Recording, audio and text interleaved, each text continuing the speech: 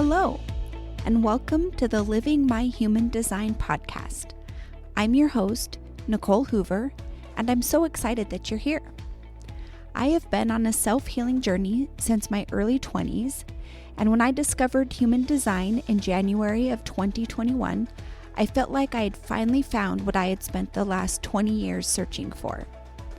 I believe that if we live as our authentic selves, having forgiveness, compassion, love, and understanding in our hearts, that ripples out and positively impacts everyone we interact with. That is how we have the biggest positive impact on the world. My purpose is to be a beacon of light in the world, attracting those who have broken down, fallen apart, and are stuck under the weight of life, and help them rise up as their true authentic selves. By sharing my human design experiment through this podcast, I hope to encourage others to begin their own healing journey by experimenting with their own human design. Continue listening and join me on this life-changing experiment of self-discovery. Hello, and welcome to episode 3. Today we'll be talking type and strategy for manifestors. Now, if you haven't grabbed your free chart yet from my website, you're going to want to do that before you continue on with the podcast. By pulling up your chart from livingmyhumandesign.com, you'll be able to find out what your type and strategy is so that you can continue with your human design experiment. So that website again is livingmyhumandesign.com, and you can also find that information down in the show notes. So type is based on your definition and was created by Ra Uru Hu after the initial download to help him teach human design. So type is how we communicate energetically through our aura and how we're designed to interact with the world for the greatest flow and ease. So for those of you who are unfamiliar, the aura is an energetic body that surrounds our physical bodies, and it extends 6 feet around us in every direction. And each type has a different aura, and they each have a different way that they're designed to energetically communicate and dance with the quantum through their aura. And with each type, there comes a specific strategy. So strategy is the specific way each human design type is designed to receive communication from the universe and follow the breadcrumbs that lead to alignment. So strategy guides us down our soul's path. And there are 5 different types within human design, and those types are manifestors, generators, manifesting generators, projectors, and reflectors. So within the 5 types, there are 2 categories, and we have our energy types, which are the manifestors, the generators, and the manifesting generators. And then we have our non-energy types, which are the projectors and the reflectors. So our energy types are going to have a defined motor, which means that they have a consistent and reliable access to generate and initiate manifesting energy. And then our non-energy types usually don't have defined motors, and so they have inconsistent access to generate that and initiate that manifesting energy. And because of this, they're not designed to work long hours. Now, within the projectors, there are energy projectors, and they do have defined motors, but they still fall into that non-energy type category. So in this episode, we're going to be focusing just on manifestors. And at the end of the episode, I'll give you some journal prompts. So if you're a manifestor, you'll be able to start experimenting with your strategy and type and then see what rings true for you. There will be a separate episode for each of the other types. So if you're not a manifestor, you can go ahead and skip ahead to your type if you'd like. Or if you're just curious to learn about all the types, then you can listen to all the episodes. Okay, so let's talk manifestors. Manifestors make up about 9% of the global population, and they are the initiators. the trailblazers. They're here to spark change and initiate a new way. Manifestors have an undefined sacral and a defined throat with at least one connection to the heart, solar plexus, or the root. And when a manifestor enters a room, you're going to notice. They have one of the largest auras out of all of the 5 types, and they're very energetic and powerful and impulsive and a little bit mysterious. And they're here to be unapologetically themselves. What's really incredible about manifestors is that they have this direct connection with God, universe, source. And so they're able to be inspired directly from source. And when inspiration drops in, manifestors are able to take action, to just do it. They're unique in that they're the only type that are able to initiate and take action once they receive inspiration from source.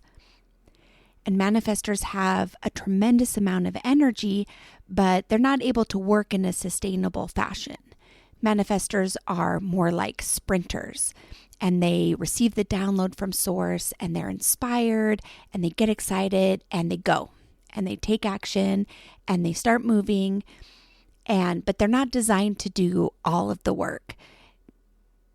There'll come a point where a manifestor will kind of get a lull in their energy, or their energy will start to drop off. And that's when they turn the work over to the manifesting generators and the generators. They work as they have energy, but when that creative flow starts to go away, then they need to rest and play. And it's time for them to lighten up and unburden themselves. And during this time of rest and play, they're able to regenerate for that next inspiration from Gus so that they can sprint and take off again. Now, because manifestors can move so fast, they may be consciously or unconsciously aware of the fact that they're different from everybody else. And so as a result, sometimes manifestors will shrink their energy or make themselves smaller in order to make those around them more comfortable. And it's really important for manifestors not to do this, because when they shrink their energy and they make themselves small, this can lead to unhappiness and eventually dis-ease in their body. Now, because manifestors have a direct connection from a motor to a throat, they are designed to be energetically independent. And they like to have people around, but they don't need people around. They like to be given space for them to be creative and to do their own thing. And they don't need our advice, and they don't need guidance, and they don't need to be questioned. In fact, manifestors strongly dislike being told what to do or who they are. Now, because manifestors have an undefined sacral, they are able to borrow energy from others. They're able to tap into that sacral energy of the generators and the manifesting generators. And this can help make them seem superhuman because they're able to amplify that energy. And it's really important for manifestors to step out of other people's auras occasionally and check in with themselves, check in with their energy. Where are they at? When they step off by themselves and they're in their own energy, do they start to feel that lull? Are they realizing that they don't have as much energy as they originally thought? Or are they feeling like they don't have as much energy as when they're standing next to their generator friend? And it's really important for manifestors to listen to that internal guidance system, because if they overdo it, this can manifest in their body as disease and learn burnout. So it's really important for manifestors to take time in their own aura each day to check in and to kind of let go of any of that energy that they've been borrowing from others, especially that sacral energy, so that they know when it's time for them to turn the work over to someone else, to the manifesting generators and the generators, so that they can take that time to be playful and rest and rejuvenate. So as I was mentioning earlier, each type has a specific strategy, and strategy is the specific way that each human design type is designed to receive communication from the universe and to start following the breadcrumbs that leads them to alignment. It guides us down our soul's path. And the manifestor strategy is to inform. And informing isn't going to feel very natural to a manifestor. Now remember, they don't like being told what to do, and they don't like being told who they are. So informing to a manifestor can sometimes feel like asking for permission, but that's not what this is about. Informing others is about reducing resistance. It creates support for your power, and it softens the impact of your incredibly powerful energy. So it's clearing the way for your creative flow so that you can move quickly without interference. Because think about how many times that you've been in the flow and you've been going and you've been creating, and then someone interrupts you to ask you, what are you doing or what's going on? And they completely pull you out of that creative flow, and then you're pissed off. That's what informing helps prevent. So by informing others of what you're doing, that helps to open up the pathway so that you can remain in this creative flow. And on the flip side of that, manifestors also like to be informed. So they like to know what's going on around them and what everybody is doing. So not only do manifestors need to inform, they also like to be informed. So signature in human design is emotional alignment clues that help you to recognize when you're aligned with your design. And for the manifestor, that is peace. So pay attention to when you are feeling peace in your daily life. And that is a sign that you are living in alignment with your design. And in human design, we also talk a lot about the not self. And the not self is like the ego. It's conditioning, patterns, and fear-based responses that are not in alignment with you. And we're exposed to conditioning from our parents, our families, schools, the media, and our community and advertising. And human design can help show us where we're more susceptible to conditioning. And it shows us the most dominant emotion that we feel when we're out of alignment.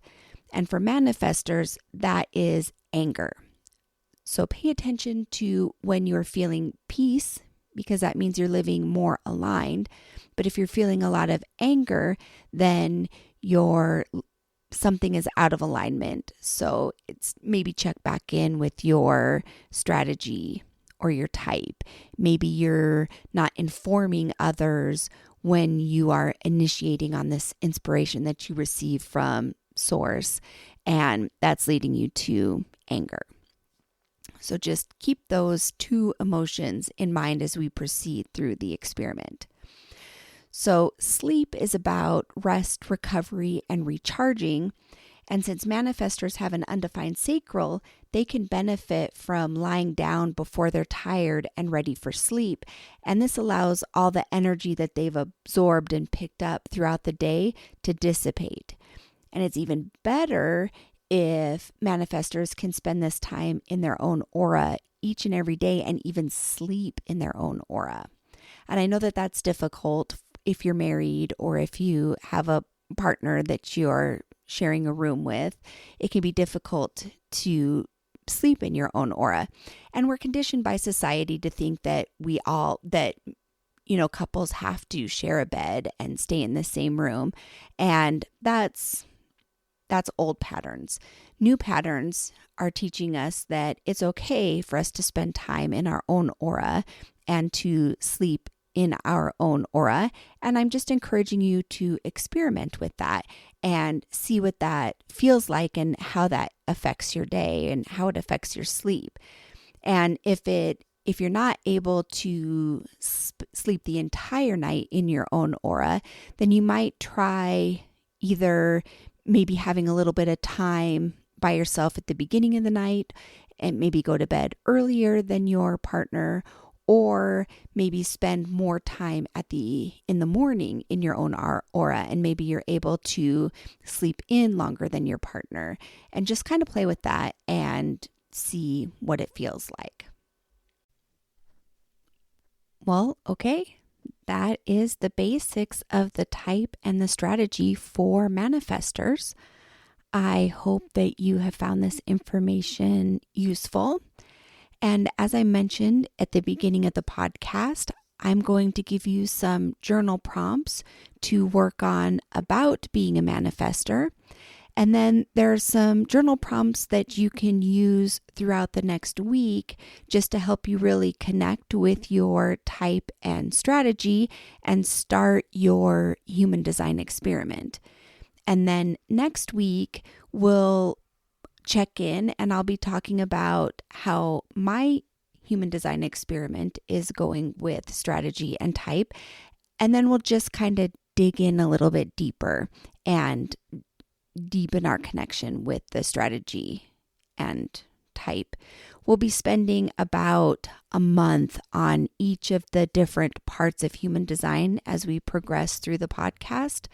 So we'll be spending about 4 weeks on type and strategy. So if you haven't already, go and grab yourself a pen and paper so that you can write down these journal prompts. And they'll also be located in the show notes of this podcast. So first of all, what aha moments did you have as you learned about your type and your strategy? What really resonated with you?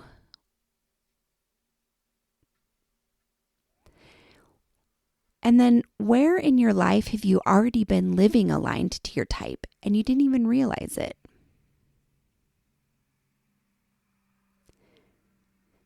And where in your life have you already been practicing using your strategy?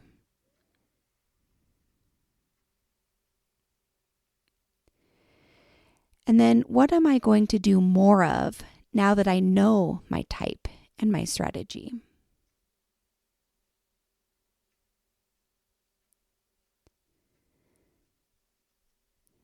And then in the evenings during the week, towards the end of your day, take some time and ask yourself, how was I aligned with my type today? How did I follow my strategy today? And just how was my day in general? And then I always like to end my day with gratitude. And so I will list 5 things that I am grateful for each day.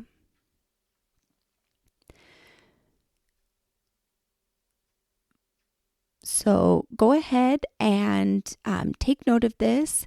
And next week, we'll be talking more about type and strategy.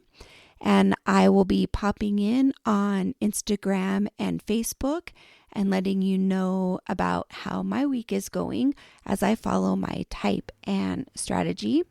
And I'd love to hear how everything is going for you. Thank you for listening all the way to the end of the podcast. If you like what you heard here today, please take a moment to leave a review. Don't forget to subscribe so you'll be notified when the next episode is released. If you have any questions, please connect with me on Instagram or Facebook. You can find the links down below in the show notes. And don't forget to grab your free copy of your human design chart from my website, livingmyhumandesign.com, or you can click the link in the show notes below. And if you're interested in an in-depth conversation about your human design chart, you can schedule an unpack with me at my website, livingmyhumandesign.com. Again, that link is in the show notes. Thank you for listening, and I look forward to catching you on the next podcast. Talk to you soon.